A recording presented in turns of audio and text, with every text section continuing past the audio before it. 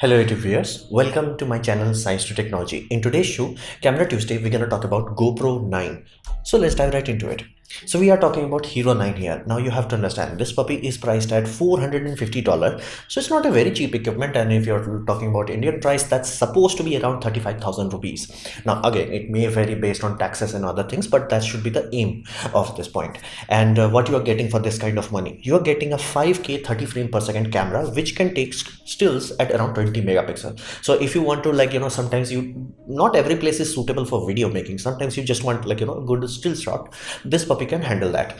Now GoPro is a completely kind of like a stable kind of company, whereas their product have reached the final maturation period. Nothing much is gonna change, but this time they did one very big change, which is front facing screen. Now GoPro is not the first action camera that to do that, but GoPro has finally done it. Like a lot of people were begging for this, GoPro has finally done that. And one thing you will notice, this compared to every other version, this puppy is much bigger. Now again, bigger is like as in mathematically it's 20% bigger, but in your hands you will not feel that much different. But if you put them both side by side, you're like, oh, it's bigger. Now what's the new things in this technology? Well, first, everybody complains about GoPro's terrible battery life, so they have introduced a much bigger battery. Now do not expect like magically double the performance, but it should be significantly better. That's one big advantage of having a bigger body. As you can see, like compared to 8, 9 is tangibly bigger. Another aspect is in GoPro 8 they did something very stupid, which was like, dude, glass scratches, glass breaks. No matter what you're gonna do, glass breaks. Does not matter whether it's Gorilla Glass, does not matter it's a graphite glass, and does not matter whether it's a sapphire glass, it breaks. Now when you are talking about something like an action cam which supposed to be dropped and crashed and things on all that nature supposed to happen, GoPro had a simple logic. It's like, have the lens, have a solid cover on top of it, and if the cover gets damaged, replace it. Awesome.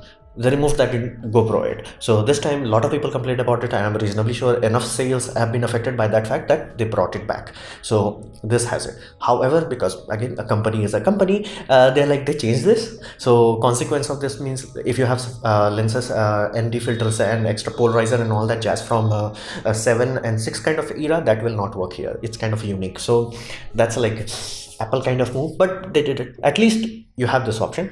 Another aspect is GoPro is like known for few things. One of those things is very stable video. So this time they put some extra elbow grease on that, and a lot of software limitations. Limitation would be the wrong word, as in like computationally choke points have been removed. So now you can do 4K 60 frame per second with hyperlapse, hypersmooth 3.0. So fundamentally it's like basically more refined GoPro 8 with front facing screen and a removable lens cover. Lens cover alone is beneficial enough, and people for who do a lot of placement of the camera where you may not have the luxury of looking behind the camera, that front facing screen is worth on that one. It's like just get that. And people who are suffering from bad battery syndrome, should also help them. Now what about the pros and cons of this puppy? Well, here's the deal. There are other camera companies that have better sensor. For example, Insta360 have 1-inch sensor module, and that puppy will destroy this in low light. So specifically if you do a lot of evening shoot or night shoot, this camera cannot stand against that. Flat out, there is no competition there, because again 1-inch sensor versus this puppy, no competition. However, that being said, you can find other cameras that have 360 video, other cameras that have 1-inch sensor, other camera that has this and that. This puppy has one thing that tangibly no other camera company, no other mobile manufacturer can come even close to it, which is best stabilization. Flat out, the stabilization that is coming out of this puppy is mind-boggling. Which means if you have, even if you made a homemade drone, which is just like okay enough, this puppy is like, I got you, bro, I got you. You don't have to think about it. It's just like attach it, just like, I got you, bro. So this is quite amazing. Like, wow. So fundamentally it's quite amazing. And this time they have horizontal leveling, and if you really want to go bonkers on that, you can go crop down sensor to such a point where it's like 2K, basically full HD, but you will have the luxury of your camera can go whatever direction, the horizontal will be level. Absolutely, you don't have to think about it. So mind-bogglingly awesome features are there if you want it. And because of the bigger size, the second back screen is also much bigger, which makes it much more useful, because again, how can you click something if it's smaller than your finger? Bigger screen, touch screen, user interface, and not to mention front facing speaker.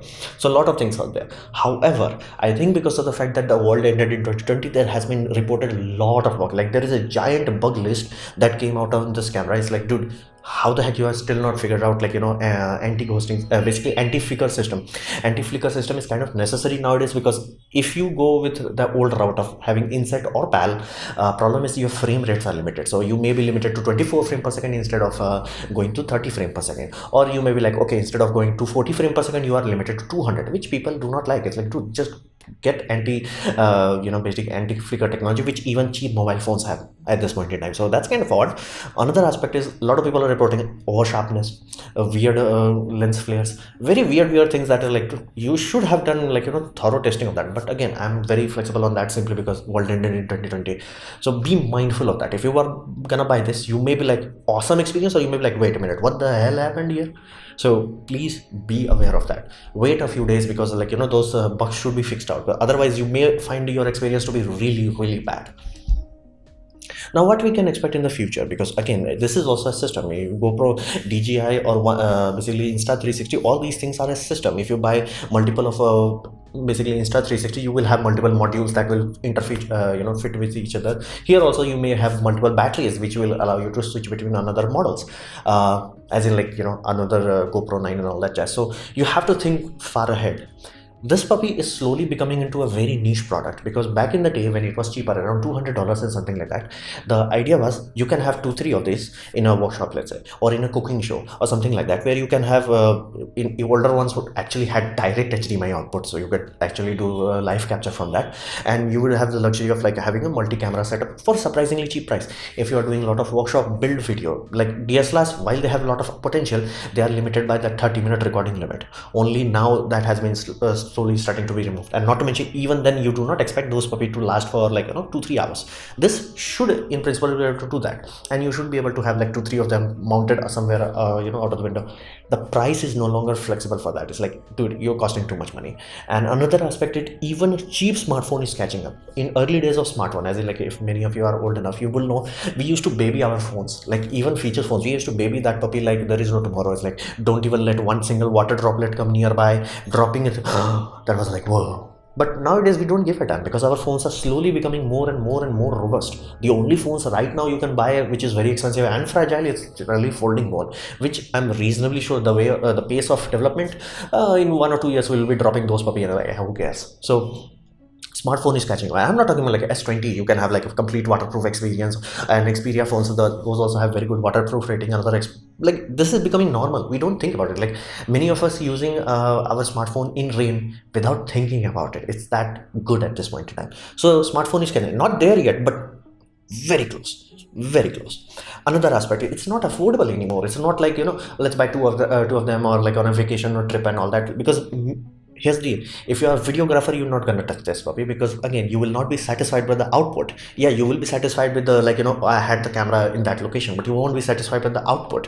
So you're not going to buy that. And the people who just were, like, going around and skiing and all that, just the video people there, they don't have too much money. Like, again, that's the reason. Like, you're not going to get like Spielberg kind of salary on, like, making ski short resorts and all that jazz. So the cost is creeping up, and you can take that money, add that money with your basically mobile phone purchase, and you can get very close, and that will be much more comfortable to use, and will have certain luxuries that GoPro simply cannot do, like direct doing live streaming rather than like requiring your Wi-Fi hotspot. So fundamentally, it's not that wow anymore.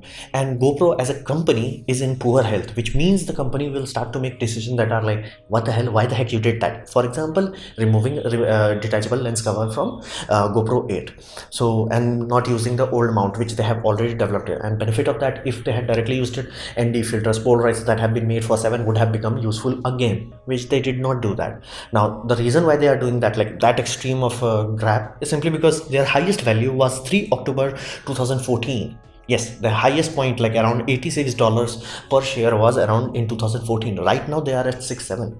That's fundamentally low, and like, it's not even creeping up anymore. It's like just gone. It's no longer like, you look at the same thing have happened with Canon and Nikon, but like at least they have some struggle. It's like, it dips up and down here and there. This is like, so I do not think this company is long for this world for a very long time, because again, phones are catching up at their current development rate. They might cross this puppy in 2 years maximum. So I do not see too much awesomeness is there. Not to mention the cost is also too damn high. So I do not have too much hope about this. Like again, for this generation, because again, stabilization, awesome. Unless somebody figures out, unless Google starts to throw their money away, it's like, okay, let's figure out how to get amazing stabilization video. I don't have much hope for Android video, but other than that, we are very close. So this was my presentation on basically GoPro 9. Hopefully you have liked it, learned from it. In that case, please click the like button, share it amongst your friends. That will help me a lot. If you didn't like it, didn't enjoy it, I urge you to press dislike, press it twice to show me extra disappointment. Please press Samsung. Please write a comment because I try to reply to all of them. Subscribe, press the bell icon if you're free, and as always, thanks for watching.